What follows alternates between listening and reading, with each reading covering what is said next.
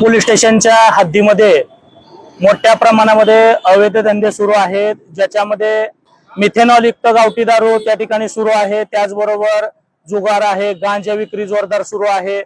मुरुम माफियांना त्या भागामध्ये हायदोस घातलेला आहे। बेकायदेशीररित्या वाळू उपसा मोठ्या प्रमाणामध्ये सुरू आहे। हे जे काय अवैध धंदे सुरू आहेत करकम पोलीस स्टेशनच्या हद्दीमध्ये, याच्या संदर्भामध्ये बहुजन सत्यशोधक संघाच्या वतीनं निवेदन देण्यात आले होतं।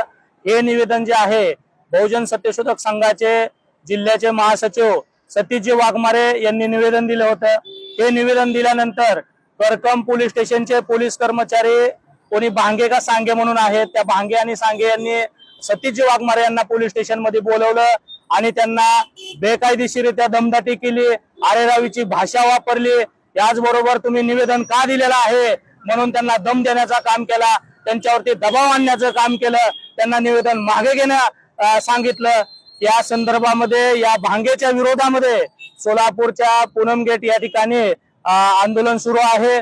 या संदर्भामध्ये आम्ही संबंधित पोलीस अधीक्षक यांना देखील पत्र दिलेलं आहे। जोपर्यंत हा पोलीस प्रशासनाला लाजवणारा जो पोलीस कर्मचारी आहे, कुणी भांगे का सांगे, याच्यावरती जोपर्यंत कारवाई होत नाही तोपर्यंत हे जे आंदोलन आहे ते असंच सुरू राहणार आहे।